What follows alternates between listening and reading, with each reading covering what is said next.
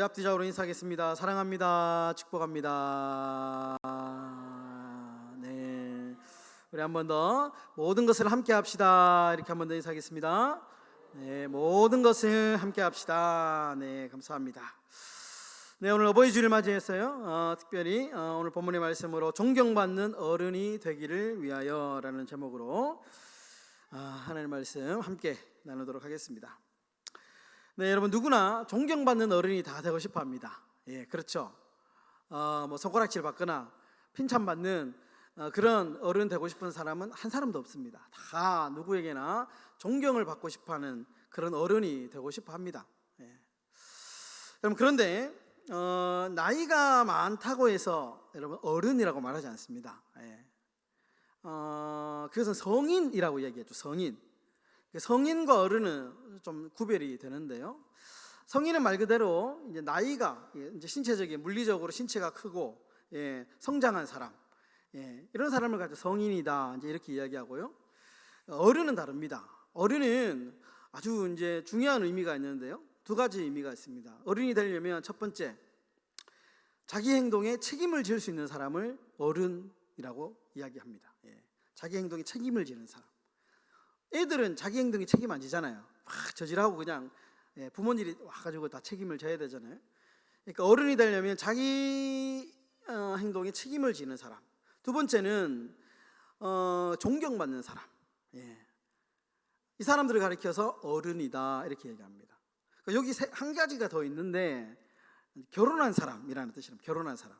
요즘에 이제 현대 사회에는 결혼한 사람이 많이 없으니까요. 많이 결혼하기가 힘드니까 세 번째 조건은 좀 빠지는데 어쨌든 중요한 것은 자기 행동에 말과 행동에 책임을 질 줄 아는 사람을 가리켜서 어른이라고 얘기하고요. 그리고 존경받는 사람. 삶의 경륜이 많기 때문에 존경을 받는 사람, 주위로부터 가족으로부터 존경받는 사람을 가리켜서 어른이다 이렇게 이야기를 한답니다. 여러분 오늘 행동에 우리의 행동에 책임 있는 삶을 살아가고 있습니까? 그렇다면 어른이십니다. 주위 사람들에게 여러분 존경을 받으십니까? 그렇다면 우리는 어른이죠. 오늘 이 어버이 주일을 맞이하면서 이 어른이 된다는 것에 대해서 우리가 한번 생각해 보면 좋겠습니다. 어른이 된다는 것. 오늘 말씀을 통해서 여러분 존경받고 정말 사랑받는 그런 성숙한 어른의 길을 걸어가시기를 주님의 이름으로 축원합니다. 첫 번째로 여러분 남의 말을 잘 듣는 사람이 어른입니다.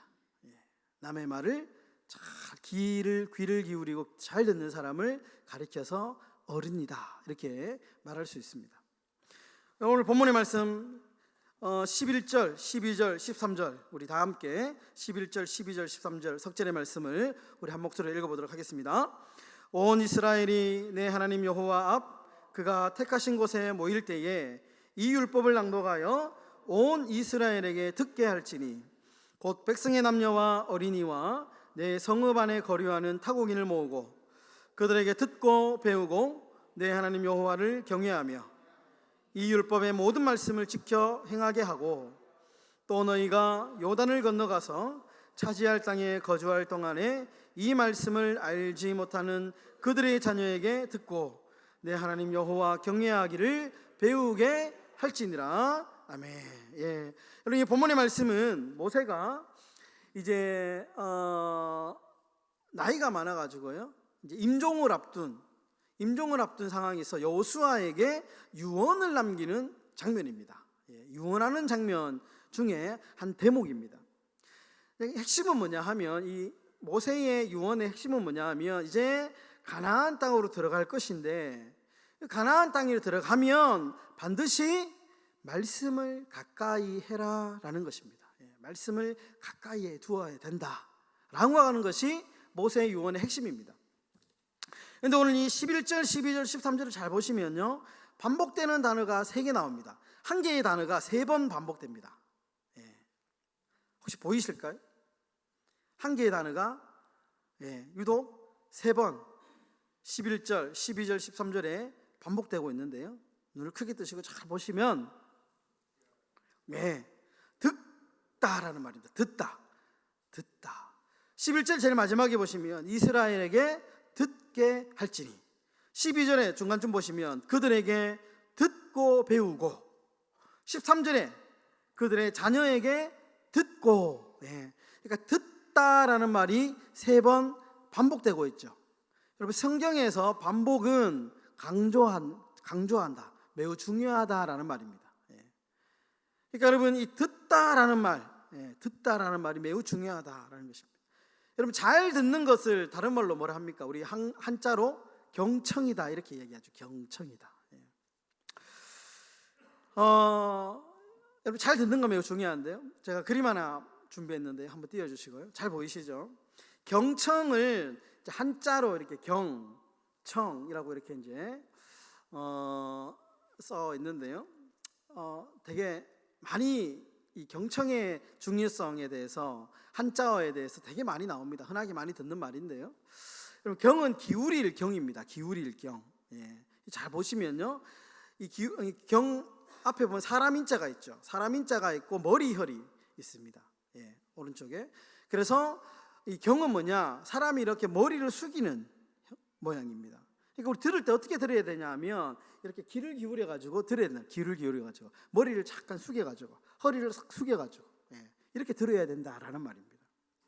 청은 좀 재밌죠. 많이 들어봤을 건데요. 청이 이렇게 이제 구성된 한자를 보시면 귀, 이제 이 한자의 왼쪽에 보시면 귀자가 이렇게 크게 있습니다. 귀자가 있고요. 귀자 밑에 임금왕자가 있죠. 임금왕자가 있습니다. 그러니까 왕의 귀로 듣고, 그리고 옆에 보시면 열십자가 있고, 밑에 보시면 눈목자가 있죠. 10개의 귀로, 10개의 눈으로 보고, 그리고 밑에 보시면 한일자가 있고요, 마음심자가 있습니다.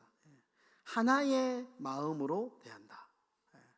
우리가 들을 때 자세는 어떻게 되냐면, 경청이라고 하는 것이 이렇게 허리를 숙여가지고요, 자세하게 그 사람의 눈으로, 귀로만 듣는 것이 아니고 눈으로, 10개의 눈이라고 얘기하잖아요. 눈은 2개밖에 없잖아요. 그러니까 딱 주시해서 마음을 하나의 마음으로 딱 모아서 딱 보면서 듣는 것, 이것을 경청이다. 의미 있는 말이죠. 의미 있는 말입니다. 여러분, 들으실 때 어떻게 들으십니까? 이렇게 딱 경청해서 들으십니까?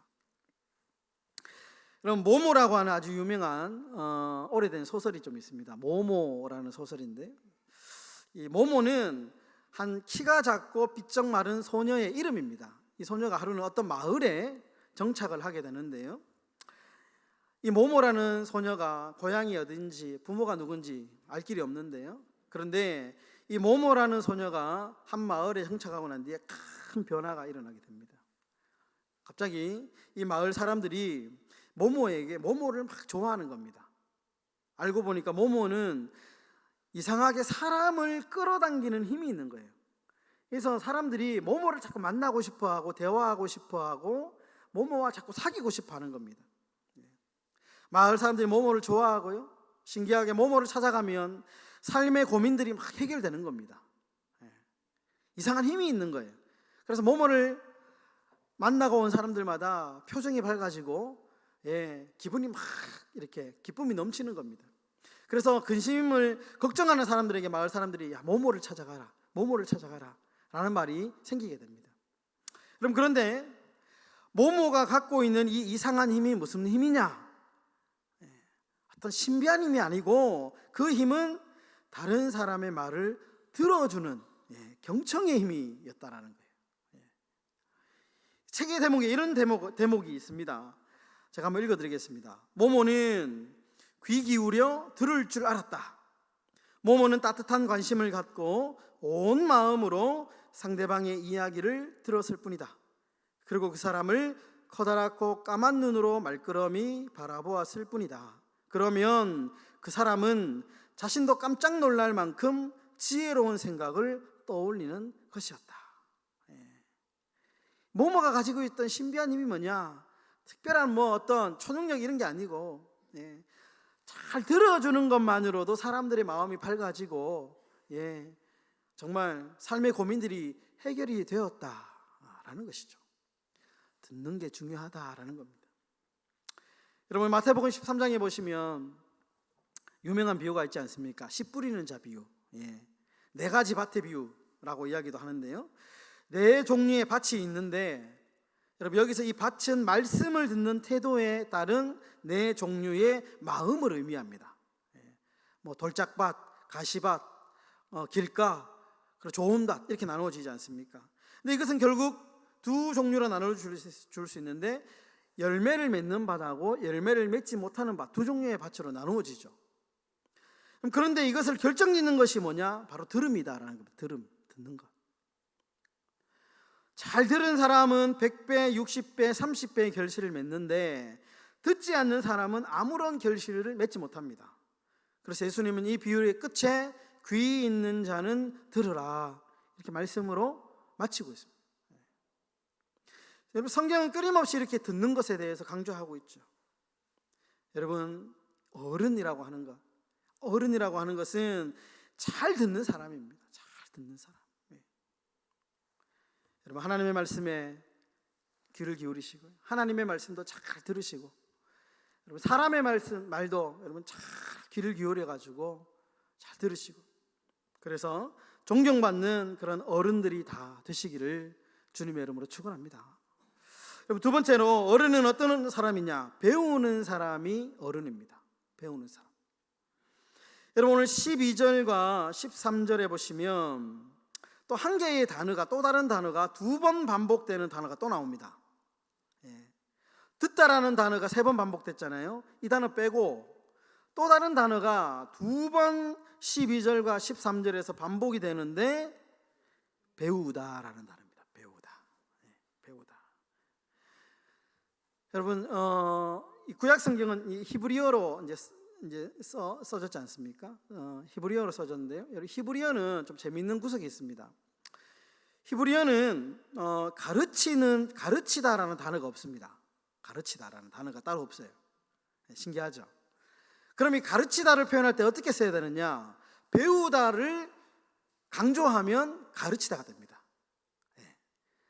그러니까 이제 성경에서 가르치다라는 단어를 의미를 쓰려면 더 많이 배우다라는 단어를 두 번, 세 번 쓰면 가르치다라는 단어가 된답니다. 그러니까 무슨 말이냐 하면 가르치고 영향을 주기 위해서는 많이 배워야 된다는 겁니다. 내가 누군가에게 영향을 주는 사람, 내가 누군가에게 정말 이 뭔가를 가르치려고 한다면 가르치는 그 사람이 많이 배워야 된다는 겁니다. 배워요. 여러분 우리가 자녀들을 가르치지 않습니까? 여러분 우리 이제 성인이 되면 가르치는 입장에 가끔 서지 않습니까? 기본적으로 자녀를 가르쳐야 되잖아요. 누군가에게 이렇게 가르치는 말을 해야 되잖아요. 조언을 해야 되지 않습니까? 영향을 끼치지 않습니까? 그러려면 그 가르침이 유효하려면 그 가르치는 내가 배워야 돼요. 배우는 사람이 돼야 돼요. 여러분 그래서 유대 랍비는 이런 말을 자주 한다고 합니다. 우리는 가르치는 것과 배우는 것을 구분하지 않는다. 유대인들은 가르치는 것하고 배우는 것하고 단어가 똑같기 때문에 구분하지 않는답니다. 삶에서도 똑같고 그리고 적어도 누군가 앞에서 가르치는 사람이 되려면 이 사람은 적어도 토라 모세오경 정도는 달달달 외워야 된다는 거예요. 그래야지 어느 정도 가르치는 자격을 준답니다. 여러분 배우는 것을 멈추면 문제가 발생하는데요.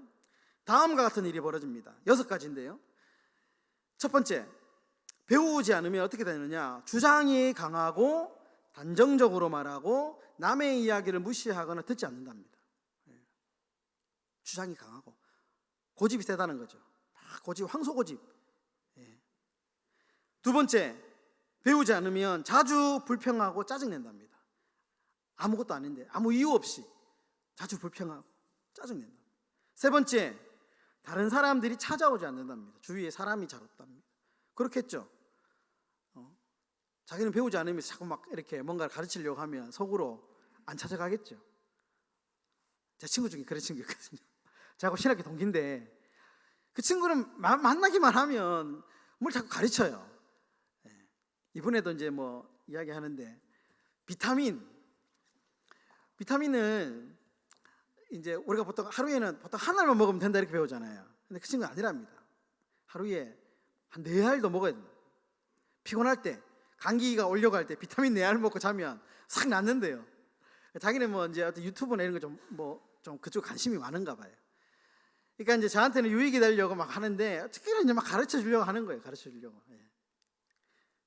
근데 이제 그게 근거가 있고 합리적이면 배울 만하다 가겠지만 엉뚱한 이제 그런 거면 사람이 안 가는 거예요. 가기만 하면 자꾸 막 그런 얘기만 하니까. 네 번째로, 여러분 배우지 않으면 잔소리가 늘고 자주 남의 이야기를 옮긴답니다. 자주 남의 이야기를, 자기 이야기가 아니고 잔소리가 늘어나고. 다섯 번째로, 본질적인 것이 아니고 부차적인 것에 민감해진답니다. 별거 아닌 거 가지고 막 이렇게 민감해지고요. 여섯 번째로, 자꾸 오해를 잘한답니다. 사소한 것. 여러분 여기서 3개 이상 해당된다. 심각한. 스스로는 알겠죠. 한번 체크해 보십시오. 그러면 여러분들 빨리 삶의 기조를 바꿔야 됩니다. 내가 안 배우는 사람이구나. 내가 뭔가 배우는 거 싫어하는 사람이고 남의 말 듣기 싫어하는 사람이고 그런 사람이구나. 바꿔야 됩니다. 3개 이상 늘면 해당됩니다. 이런 재미난 이야기가 있더라고요. 동물계에 영원한 앙숙이 있죠. 개하고 고양이입니다.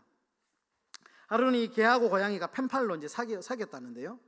사귀어가지고 만나기로 했답니다. 둘은 서로 사진까지 탁 교환하니까 너무 괜찮은 거예요. 그래가 이제 사진을 탁 주고 교환하고 나서 만나기로 했답니다. 데이트하기로 하고 둘 다 설레는 마음으로 이제 예쁘게 이제 화장도 하고 꾸며가지고 딱 나갔는데요. 근데 이게 웬일입니까? 멀리서 이제 서로의 모습을 보고 딱 모습을 확인하는 순간 너무 실망해서 돌아갔답니다. 알고 보니까 여러분 고양이는 반가우면 꼬리를 이렇게 내리는 것이 특징이랍니다. 꼬리를 내린답니다. 반가우면. 그러니까 이제 그런데 반대로 강아지는 반가우면 꼬리를 들고 이렇게 막 살랑살랑 흔들잖아요.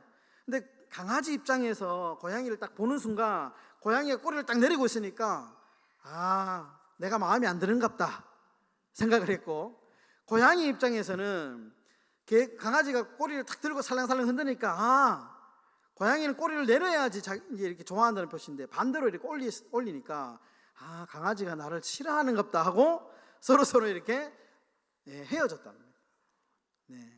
그냥 뭐 우스개 이야기겠지만 지식과 배움의 중요성을 강조하는 이야기죠. 그래서 알아야 된다는 겁니다. 안 그러면 오해하니까, 자꾸 오해하니까. 여러분 성경에 호세아 선지자 잘 아실 텐데, 호세아 선지자는 북이스라엘이 멸망의 이유를 하나님을 아는 지식이 없었기 때문이다 이렇게 얘기하죠. 하나님을 몰랐기 때문이다. 그러면서 호세아 선지자가 강조했던 게 뭐냐? 힘써 여호와를 알자 이렇게 얘기했습니다. 이런 바울은 이제 디모데, 아주 젊은 갓 목회를 시작하는 디모데에게 이렇게 이야기를 합니다. 디모데후서 3장 14절에 너는 배우고 확신한 일에 거하라. 너는 배워라. 목회를 처음 시작하는 이 디모데에게 가장 먼저 너는 배워라. 배워야 된다. 바울이 이렇게 배움에 대해서 강조했던 이유가 뭐냐 하면 그 이유가 고린도전서 4장 6절에 나오는데요. 그가 이토록 배우는 것, 여기에 아주 집착했던 이유가 있습니다. 고린도전서 4장 6절에 보시면 이렇게 설명합니다. 한번 읽어볼까요? 다 같이 읽겠습니다. 시작. 형제들아, 내가 너희를 위하여 이 일에 나와 아볼로를 들어서 본을 보였으니 이는 너희로 하여금 기록된 말씀 밖으로 넘어가지 말라 한 것을 우리에게서 배워 서로 대적하여 교만한 마음을 가지지 말게 하려 함이라. 여기 보시면 배우면 어떻게 되느냐, 왜 배워야 되느냐에 대해서 이제 바울이 이야기하는데요. 배우면 기록된 말씀 밖으로 넘어가지 않는답니다. 바울이. 두 번째로 배우면 여기 보시면 서로 대적하여 교만한 마음이라는 표현이 있지 않습니까? 마음이 강팍해지지 않는답니다. 사람의 마음이 너그러워지고 이해가 넓어지고 교만해지지 않는, 교만에 빠지지 않기 때문에 사람은 배워야 된다. 배우면 말씀 밖으로 넘어가지 않고요. 우리가 배우면 교만에 빠지지 않게 사람이 부드러워지게 된다. 여러분, 어른은 배우는 사람입니다. 배우는 사람. 여러분, 삶에서 배우시고요. 성경에서 배우시고 사람에게서도 배우십시오. 사람에게서도 배우시고. 그래서 여러분, 배움을 멈추지 않는 그런 존경받는 어른들이 다 되실 수 있기를 주의 이름으로 축원합니다. 말씀을 정리하겠습니다. 여러분, 다산 정약용 선생님 아주 유명한 분이신데요.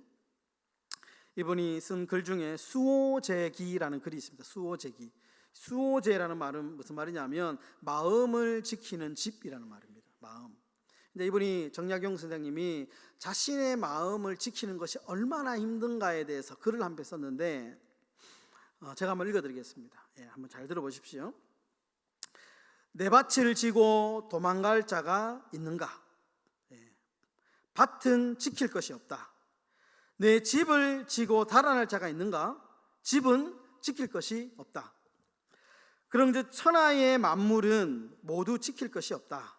유독 이른바 나라는 것은 그 성품이 달아나기를 잘하여 드나들매 일정한 법칙이 없다. 잠시라도 살피지 않으면 어느 곳이든 가지 않는 곳이 없다. 이익으로 유도하면 떠나가고 위험과 재화가 겁을 주어도 떠나가며 심금을 울리는 고운 음악 소리만 들어도 떠나가고 새까만 눈썹에 흰 이빨을 한 미인의 요염한 모습만 보아도 떠나간다. 그러므로 천하에서 가장 잃어버리기 쉬운 것이 나 같은 것이 없다. 어찌 실과 끈으로 매고 빗장과 자물쇠로 잠가서 굳게 지켜야 하지 않겠는가?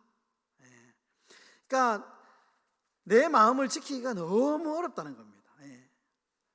내가 가지고 있는 밭, 집은 이게 그거 지킬 필요가 없다는 거예요. 그거보다 내 마음 지키기가 너무 어렵다는 겁니다. 사소한 것에 흔들리고 마음을 뺏긴다는 것이죠. 그럼 저는 이제 이 글을 보면서 이 어른이 된다는 것이 저도 이제 자꾸 이제 저는 만연 20대 30대일 줄 알았는데 자꾸 이제 나이가 드니까요. 저도 이제 존경받는 어른이 좀 되고 싶은데 제가 이 글을 보면서 어른이 된다는 것이 무엇인가에 대해서 제가 좀 정리를 할 수 있었습니다. 어른이 된다는 것, 자기 자신을 자기 마음을 잘 지키는 사람, 자신의 마음을 잘 지키는 사람이 결국 존경받는 어른이 된다라는 것이죠. 여러분, 잘 듣는다는 것은 나를 지키는 영성의 기초입니다. 잘 듣는다는 것은 나를 지키는 삶의 기초이고 영성의 기초입니다.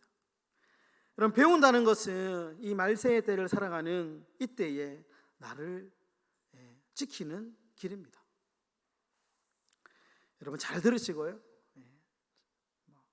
잘 들으십시오. 어쨌든 우리가 갈수록 잘 듣는 것 힘들지만 그럼에도 불구하고 여러분 잘 들으시는 훈련하시고요. 끊임없이 배우고 삶에서 배우고 말씀에서 배우고 사람에게서도 배우고 자연에게서도 배우고 끊임없이 배우셨어요. 정말 올바른 어른의 길, 존경받는 어른의 길을 걸어가시는 저와 여러분들의 삶이 다 되시기를 주님의 이름으로 축원합니다.